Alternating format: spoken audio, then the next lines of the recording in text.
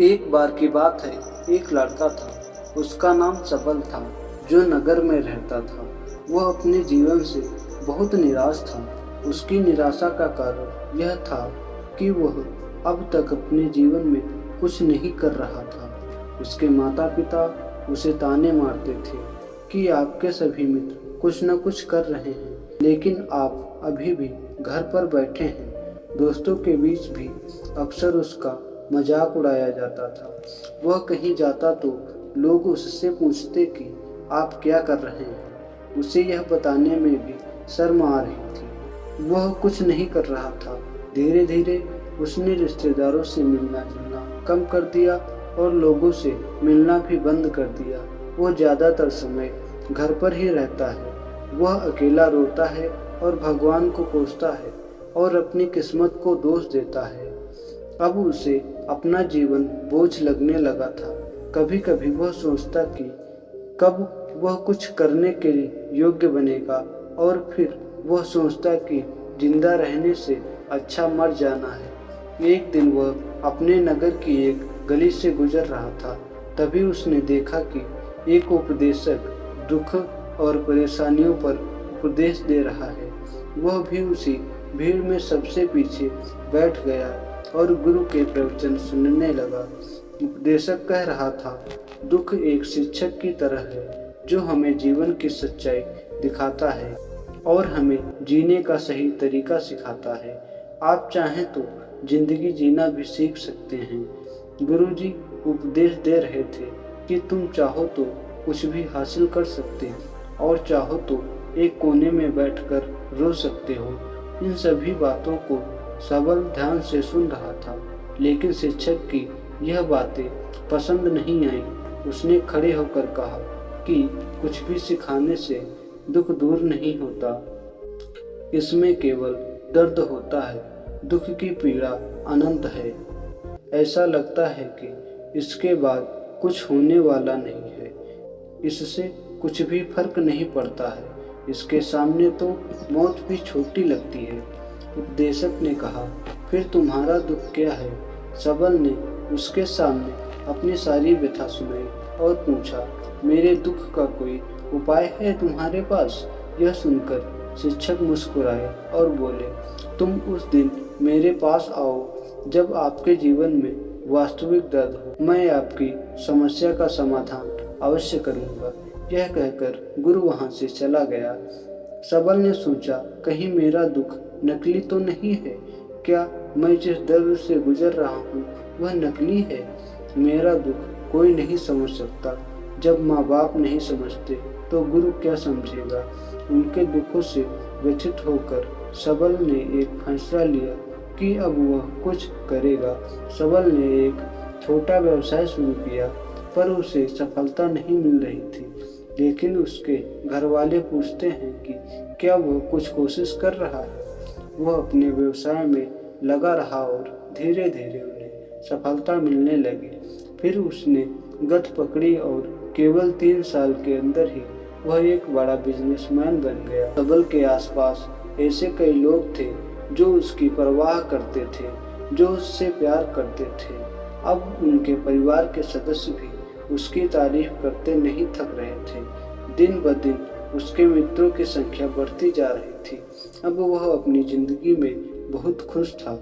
उसके कुछ दोस्तों ने उन्हें सलाह दी कि जब आप एक बड़ा बिजनेसमैन बनकर बहुत खुश हैं, तो सोचिए आपको कितनी खुशी होगी अगर आप इस शहर और इस राज्य के सबसे बड़े बिजनेसमैन बन जाते हैं। कितने लोग आपसे जुड़ना चाहेंगे, आपकी कितनी बड़ी ख्याति होगी और स्वयं राजा भी आपसे दोस्ती करना चाहेंगे और ज़रूरत पड़ने पर ही आपसे पैसे उधार लेंगे। दोस्तों की यह बात सबल के मन में घर कर गई। अब वह और पैसे कमाने की कोशिश करने लगा, लेकिन उसे यह सब बहुत ही जल्दी चाहिए। वह अपना अधिकांश समय इन चीज़ों को प्राप्त करने में लगाने लगा, इसलिए वह ऐसे काम करने लगा जो सही नहीं था। उसने बड़ा उधार लेना शुरू कर दिया। उसके दोस्तों से पैसे की मात्रा और अधिक मुनाफा कमाने के लालच में वह अपने माल में मिलावट करने लगा। उसने अन्य व्यापारियों के खिलाफ भी साजिश रची और उन्हें डराया धमकाया। जैसा उसके दोस्त कहते थे वैसा ही करता था।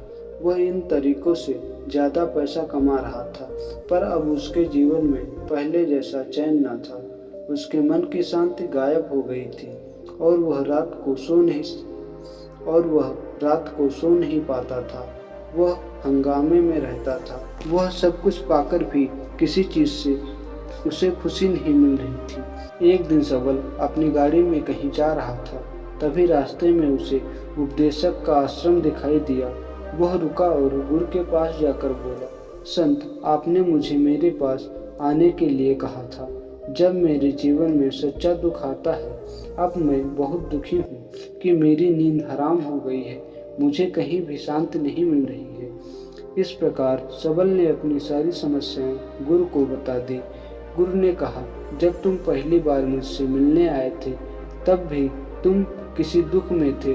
आपने उस दर्द से क्या सीखा? सबल ने कहा कि सिर्फ सोचने और चिंता करने से कुछ नहीं होता। आपकी दृष्टि को सच करने के लिए यह कार्यवाही करता है और सिर्फ काम करने से कुछ नहीं होता, परिणाम भी मिलना चाहिए। जब आपको लगता है कि आपका लक्ष्य हासिल नहीं होने वाला है, तब राह में चाहे कितनी भी मुश्किलें आ जाएं, मन कितना भी निराश क्यों न हो, कितना भी लगता हो कि अब कुछ नहीं होने वाला है, तभी विश्वास करें, मैं जो भी कर रहा हूँ उसमें अवश्य सफल हो जाऊंगा। खुद पर ध्यान दो, लोगों पर नहीं। लोग केवल सफल लोगों का सम्मान करते हैं।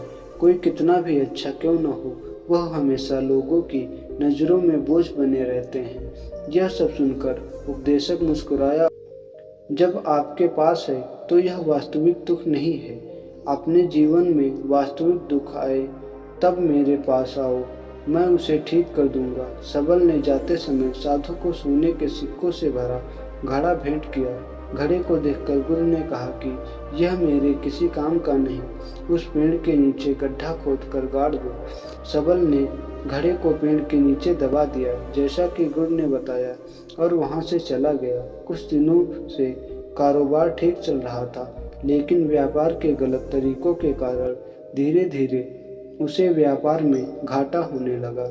उसकी सारी दौलत धीरे धीरे खत्म होने लगी और एक दिन ऐसा भी आया जब उसके पास कुछ भी नहीं बचा और उस पर कर्ज का बोझ चढ़ गया था, परंतु वह निश्चिंत था क्योंकि उसने अपना सारा कर्ज अपने दोस्तों से लिया था। उसने सोचा कि उसके दोस्त बुरे वक्त में उसके साथ खड़े रहेंगे, लेकिन ऐसा कुछ नहीं हुआ। जैसे ही बुरा वक्त आया, दोस्त पहले उससे कर्ज मांगने लगे। अगर उसने कर्ज नहीं लौटाया तो उन्होंने उसे जान से मारने की धमकी भी दी। उसके सभी शुभचिंतक और प्रियजन उससे दूर हो गए। उसके दोस्त जो उसके साथ मस्ती किया करते थे, अब उससे दूर भाग रहे थे। उसका परिवार उसकी गलतियां और कमियों गिनने लगा। उनकी सारी संपत्ति नीलाम कर दी गई और उसके पास कुछ भी ना बचा। जब उसने अपने पिता से मदद मांगी, पिता ने कहा कि मेरे पास थोड़ी सी संपत्ति है, मैं तुम्हारी माँ को क्या कहूँगा अगर मैं तुम्हें दे दूँ। यह संपत्ति हमारा अंतिम उपाय है। सबल के मन में गहरा दुख छा गया। उसके आसपास कोई नहीं था जो उसके दुख को समझ सके, जो उसे संभाल सके। जनता के इस विश्वासघात के कारण वह अंदर से टूट चुका था। वह सोचने लगा कि अब जीने का क्या मतलब है, अब मौत ही मेरा सहारा है। वह आत्महत्या करने के लिए पहाड़ी पर जा रहा था, तब उसे याद आया कि उस शिक्षक ने उससे कहा था, मेरे पास आओ जब तुम्हारे जीवन में वास्तविक दुख हो। सबल गुरु के पास गया और अपनी सारी व्यथा सुनाई। आंखों में आंसू लिए उसने कहा, हे गुरुजी, मेरे दुख का निवारण कीजिए। गुरु ने कहा, जब जीवन में असली दुख होता है तब मेरे पास आ जाना, मैं उसे जरूर ठीक करूंगा। सबल ने कहा कि ये क्या हो रहा है, मेरी जिंदगी में अभी दुख नहीं है, तो आखिर असली दुख क्या है? गुरुजी ने सबसे कहा कि पहले आप मुझे बताओ, आपने अपने दुख से क्या सीखा? सबल ने कहा कि मैंने वह सीखा जो लोग हमारे जीवन में आते हैं वह हमारी सफलता और प्रगति के कारण वो हमें धोखा जरूर देंगे, क्योंकि वे अच्छे समय में ही हमारा फायदा उठाएंगे और बुरे समय में हमें छोड़ देंगे। उन लोगों पर ही भरोसा करें जो हमारे बुरे समय में हमारे साथ खड़े रहते हैं। लेकिन ऐसे लोग बहुत कम होते हैं, लेकिन जिनके पास हैं उन्हें उनकी सराहना करनी चाहिए, उनका अपमान नहीं करना चाहिए। व्यक्ति को किसी के खिलाफ भी साजिश नहीं रचनी चाहिए। अपना काम ईमानदारी और धैर्य से करें और कभी लालच मत करो। अपने सारे दुख, दर्द और अनुभव को बयां करने के बाद सबल गुरुजी के सामने आंखों में आंसू लिए बैठ गया। कुछ देर बाद साधु उठे और पेड़ के नीचे एक गड्ढा खोदा और घड़ा निकाल लिया जो सोने के सिक्कों से भरा हुआ था। उसे सबल को देकर कहा, मेरे पास आओ जब तुम्हारे जीवन में वास्तविक दुख हो। सबल ने अपने शिक्षक को धन्यवाद दिया और उसे प्रणाम करके चला गया। उन पैसों से उसने एक छोटा सा व्यवसाय शुरू किया। अब वह एक छोटा व्यापारी बनकर भी खुश है। उसने पूरी लगन और ईमानदारी से कारोबार किया। जल्द ही वह अपने शहर का एक बड़ा व्यापारी बन गया। उसका जीवन सुख सुविधाओं से भरा हुआ था। लेकिन कोई कितना भी अच्छा क्यों न हो, जीवन में दुख आता है, तो सबल के जीवन में भी दुख आते थे। अपने माता पिता की मृत्यु के रूप में वे दोनों एक ही दिन मर गए। सबल अपने माता पिता से बहुत प्यार करता था, इसलिए उनके निधन से उनसे गहरा सदमा लगा। वह दोनों शवों को शमशान घाट ले गया, जहां अंतिम संस्कार किया। वहां उसने अपने माता पिता का शव जलता हुआ देखा तो उसका मन बेचैन हो उठा।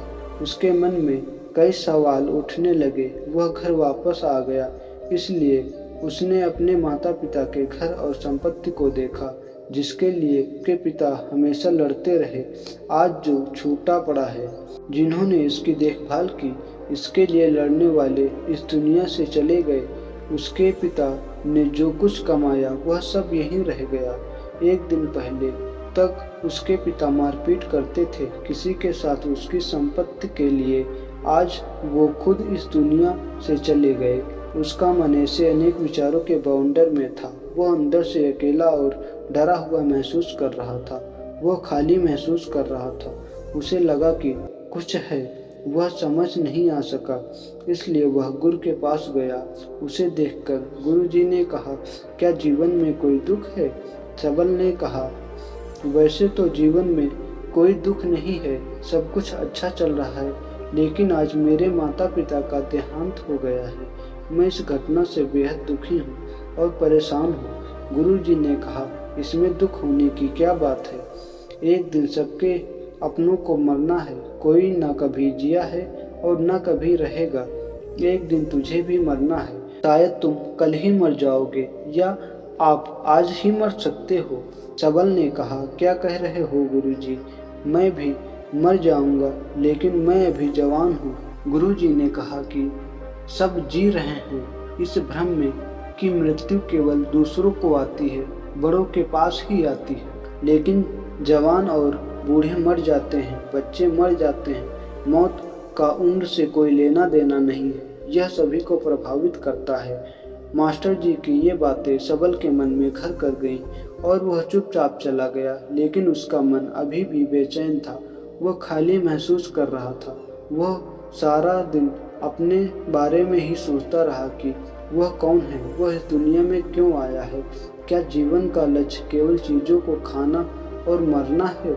ऐसे कई सवाल उसके दिमाग में लगातार उठ रहे थे, लेकिन उन्हें अपने किसी भी सवाल का जवाब नहीं मिल रहा था और उसका दुख दिन ब दिन बढ़ता ही जा रहा था। इसलिए कुछ दिन बाद वह फिर से गुरुजी के पास पहुंचा और बोला, हे स्वामी, मैं बहुत दुखी हूँ, क्योंकि मैं यह नहीं जान पा रहा हूँ कि मैं कौन हूँ और मैं इस दुनिया में क्यों आया हूँ। यह बात सुनकर गुरुजी मुस्कुराए और बोले, आज आपके जीवन में पहली बार सच्चा दुख उत्पन्न हो गया है। यह वास्तव में दुख कहलाने के लायक है। हम नहीं जानते कि हम कौन हैं, हम क्यों आए हैं, क्या करें, कैसे करना है। सबल ने अपने गुरुजी से कहा कि उसकी दुर्दशा दूर करो। गुरुजी ने कहा कि हम सभी इंसान हैं, जीवन भर संग्रह करते रहते हैं। उन्होंने कहा कि सभी इंसान जीवन भर धन, सम्मान, परिवार, प्रतिष्ठा, मित्र, शत्रु आदि जमा करता है। गुरु ने पूछा, क्या हम एकत्रित की गई चीजों में से कुछ भी अपने साथ ले जा सकते हैं? सबल ने कहा, कोई भी इंसान अपने साथ कुछ भी नहीं ले जा सकता, वह सिर्फ अकेला ही जाता है। मेरे माता पिता भी अपने साथ कुछ भी नहीं लेकर गए।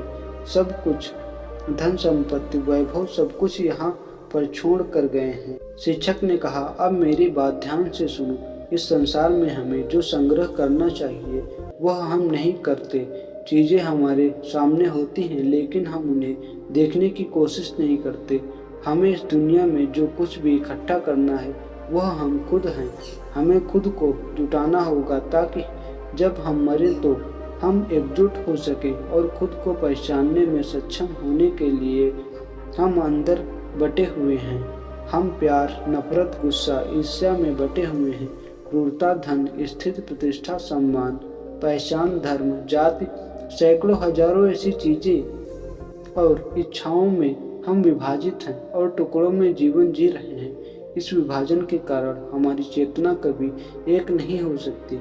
हमारी चेतना शक्ति बिखरी हुई है, इसलिए हमारे पास इतना समय नहीं है, इतनी ऊर्जा नहीं है कि हम मुड़ सकते हैं और अपने भीतर देख सकते हैं। वास्तव में धन, सम्मान और सुविधाओं का अभाव, लोग इसे दुख समझते हैं और जीवन भर के लिए जो दुख कहकर रोते रहते हैं और समाधान खोजने का प्रयास करते रहते हैं, उन्हें अपना समाधान कभी नहीं मिलेगा, क्योंकि जिसे लोग दुख कहते हैं वह वास्तविक दुख नहीं है। यह सिर्फ एक आदमी की इच्छा है। उसकी इच्छा कभी पूरी नहीं होती, इसलिए व्यक्ति को कभी उसके प्रश्नों का समाधान नहीं मिलता। इसलिए इन सब से परे यदि आप अपने दुखों का अंतिम समाधान चाहते हैं तो सबसे पहले खुद को समेटो। इस दुनिया से अपनी ऊर्जा वापस ले लो और इकट्ठा करो। अपने घर पर ध्यान केंद्रित करो, स्वयं पर ध्यान दो। अपनी मृत्यु से पहले अपने आप को जानने की कोशिश करो, बिखरो मत। सबल ने कहा, तो गुरुजी, क्या हम इस संसार को छोड़ दें? हमारी सभी इच्छाओं को मार देना चाहिए, किसी से प्रेम नहीं करना चाहिए, धन संग्रह नहीं करना चाहिए, सम्मान की आशा छोड़ देनी चाहिए। शिक्षक ने कहा कि भावनाओं और इच्छाओं ऐसे बिखरे हुए मनुष्य में से निकल जाओ जैसे कोई पत्थर पहाड़ से गिरे जिस पर पर्वत का कोई वश नहीं है, सिवाय देखने के परेशान होना और कुछ खोना। वैसे ही बिखरे हुए मनुष्य की इच्छाएं बेकाबू और दर्दनाक हैं। उसका अनियंत्रित मन इच्छा करता है कि और कल्पना करता रहता है और यह दुख देता है। लेकिन जब एक व्यक्ति अपने मन को एकत्र करता है तो वह जो कुछ भी करता है वह उसके नियंत्रण में होता है। फिर उसकी इच्छा से इच्छाएं भी उत्पन्न होती हैं। सबल ने कहा कि आपने मेरे असली दुख का समाधान कर दिया। आपका बहुत बहुत धन्यवाद। अब से मैं खुद को समेटने, खुद को तराशने की कोशिश करूंगा। गुरुजी ने कहा कि मानव शरीर में बहुत ऊर्जा और शक्ति है, लेकिन यह फालतू के कामों में बटा हुआ है, बेकार की बातों में लगा हुआ है। यह एक बहुत ही शक्तिशाली मशीन की तरह है, एक बच्चे के हाथ में जो रखी जा रही है और वह बिना सोचे समझे अपनी शक्ति बर्बाद कर रहा है और बिना किसी नियंत्रण के। इसलिए इस शक्ति पर ध्यान दें, अपनी चेतना और इसे इकट्ठा करें। सबल को अपने प्रश्नों का उत्तर मिल गया। उसने अपने गुरु का शुक्रिया अदा किया और चुपचाप चला गया। दोस्तों, उम्मीद है आपको यह कहानी पसंद आई होगी। अगर आपको यह कहानी पसंद आई हो तो इसे अपने दोस्तों और परिवार के साथ शेयर करें और साथ ही वीडियो को लाइक और चैनल को सब्सक्राइब करें।